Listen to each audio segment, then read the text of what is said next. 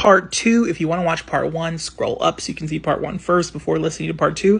Let's dive in. When Grandma Olga died, it came as a big shock to all of us. I was in the 6th grade, and I remember holding her hand in the hospital and studying all of the little tubes that zigged and zagged and coiled in and out of her body, transporting oddly colored liquids to places unseen. That year, my lingo arts teacher, Mr. Wade, had us read The Alchemist, and I used to write poetry about my grandmother dying in the little inch of text-free book paper outside the margin lines. Things were different when we'd visit after she'd left us. The house always seemed strangely incomplete. One winter, we drove up, all of the families were coming, and I passionately read a worn-out copy of The Devil's Arithmetic the entire drive, which was all about the Holocaust. I had a book report due, and wanted to use the time I had in the car to catch up on reading. I remember feeling so shocked that the world could ever become a place so horrible and terrible.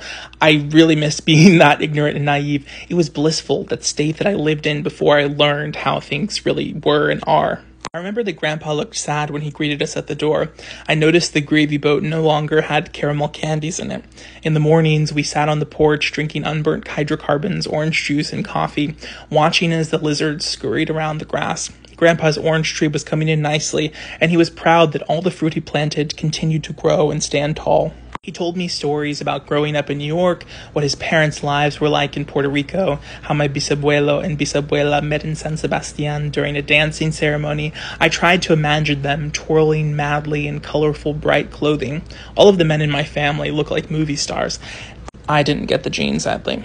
And I loved the old photos that my grandpa would show me of him and Grandma Olga when they were first married. I lived on his stories from childhood. The night he asked my Grandma Olga to prom when he was only 16, but somehow plucked up the courage, I used to stare at their pictures for so long and wonder if anyone would ever love me the way that Grandpa loved Grandma Olga. When I think back to the years after she passed, the visitations to that house were an extended family affair. All of the cousins and aunts and uncles would pile themselves into the too few rooms of that one story to eat meatball spaghetti and play Parcheesi and lay on the couch and watch old Western movies with Grandpa. We were determined to make sure he was never lonely.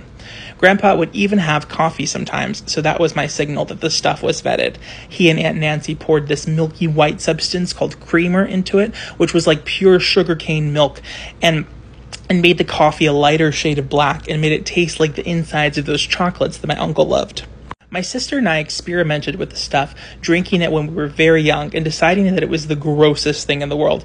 But still, we wanted to be like the grown-ups, so when nobody was paying attention, we would polish off the pots that were left out as the adults went to get ready and apply makeup and prepare for the day. This began our love affair with being wide awake. Some people describe insomnia as this horrible thing that preys upon them, but I walked into the arms of insomnia with the same enthusiasm that I communicated with my imaginary friend Robert. I used to have a little imaginary ghost friend that I would talk to as a child because I was a weird. My imaginary friend Robert, this ghost who followed me around and gave me ideas for things to write about. He was like, "You're going to be famous." Robert was a wonderful human. A human ghost. Robert also taught me how to make origami swans, but nobody believes that, so we're just going to let that be with the universe. I think what happened is probably one of my classmates taught me how to make them, but then I just decided to internalize that it was Robert. For my sister and I, drinking coffee opened a portal for us, a world of restless ambition. Some would argue that as we upped our caffeine dosages, we also opened the portal to anxiety and poor sleep. But since I was a child, I embraced the cold, unassuming hours of night with the freedom and reckless abandon that they provided.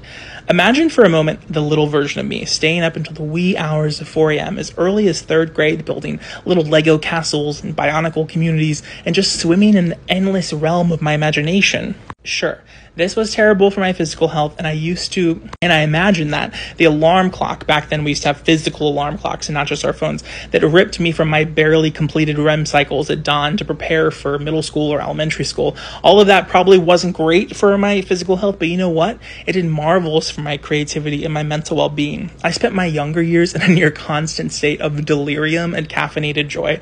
This lent itself well to the years of middle school and high school, when I evolved beyond creating make-believe stories for myself and decided that I would try my luck at creating them for others, when I decided, you know what, I should be a writer. I was a voracious reader and writer from a young age, and I loved the feeling of making something where before there had been only a void. It made my childhood growing up as a fat, soft-spoken, effeminate Latinx gay man in the Bible Belt of Georgia more manageable in so many ways. My main influences at the time were Chloe Sullivan of Smallville, Hero, a comic book character who was committed to uncovering the abuses and misdeeds of her hometown. It's very sad that the actress in real life did not do that. I wanted to be a reporter just like her. I joined my middle school yearbook and newspaper staff and always pushed to do interviews and Cuban interest pieces, which often met with confusion and an unsteady, okay. They were like, why are you so earnest? Like, you're literally 12. And I was like, I will become a famous journalist. By high school, I was on a real newspaper staff that had all sorts of sections, the Yell. In my humble opinion, it produced some fine journalism, and I was the paper's main movie reviewer, The Power. And I really felt like I was Chloe Sullivan at the Daily Planet. I was like, I am going to review every movie that emboldens the politics I love. So it gave me license to pick movies about social justice topics and write very leftist movie reviews in which I praised characters who shared my political values. Also, this is me, my sister, and my dad. I don't remember, it was probably the year 2008. Look how cute we are. As I grew, so did my palate, and I began to cast aside my sugary frappuccinos for what my 10th grade language arts teacher titled the man's drink, which consisted of a lukewarm black coffee with no sugars or sweeteners added. His logic dictated that acclimating to the harshness of the bitter taste somehow equated to one's masculinity, and out of a desire to impress him, in my private time, I began transitioning to what would become my favorite drink of choice to this day, a nice lukewarm cup of black coffee with nothing in it but the bean juice. These cups fueled me for my movie reviews, which were due to my weekly editor. You can imagine the scene, my dad driving me to the local theater where I, hopped up on coffee, feverishly scribbled notes about Keanu Reeves' The Day the Earth Stood Still and the hyper-reality that climate change was coming for all of it. This is true, so I was ahead of the curve. The hyper-reality that climate change was coming for us one way or another, and we better get serious and start taking care of our planet, lest aliens or some other existential threat come to show us what happens to those who destroy the hand that feeds. I was the only kid I knew who said things like, you have to watch An Inconvenient Truth, man, like Al Gore knows what's up. Not me, burning the Inconvenient Truth disc for my friends, what? I was a little activist. For such a present-day non-religious person, I was surprisingly at the time quite preoccupied with the concept of faith. When I think about my years at the church, which coincided during these years, which deserves its own series of newsletters, I have many fond memories. But when I began writing more regularly, I began to also question the frameworks that I'd taken for granted as a child. And while I began drinking a mug of black coffee each day, my holy sacrament, I began to question the gospels that I grew up with, especially as I began to notice more and more that the political reality of the country and my family felt so at odds with those around me.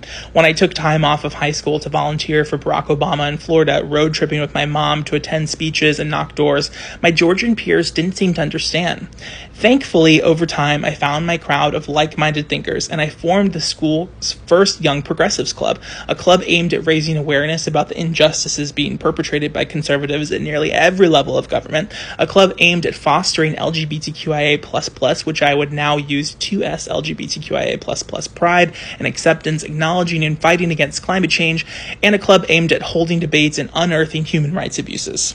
You should have seen us, a little ragtag group of delightful weirdos attending the city council meetings, yelling at old white dudes, and meeting with state representatives at coffee shops to ask about voter discrimination. We were menaces. Despite this newfound community, I still felt sadness, and what I could feel was the shedding of my childhood self, a self deeply embedded in the Baptist church. In those days, I found myself preoccupied and fascinated with human-constructed faiths and religions. I've kind of always been this way. I've always thought religion was fascinating. Even as a child, my written stories were more relegated to the religious-leaning questions of what does it all mean? Why are we here? And my story characters often became 2D renderings of people I knew in real life who I was compelled to ask these questions out loud and directly to one another. The answers were always trite, and I hadn't lived enough to add complexity to them, yet the simplistic understanding which could be labeled as naive are what I've circled back to today as an adult. It's interesting how that happens. So at 16, I might have said that we're alive to take care of one another. At 18, I might have said to create something that you can leave behind. At 20, I might have said to learn and fill yourself with knowledge. At 22, I might have said to become the best artist you can be. But now, as an adult, I've gone back to what my 16-year-old self thought, and I think we're alive to take care of and love one another and love the planet.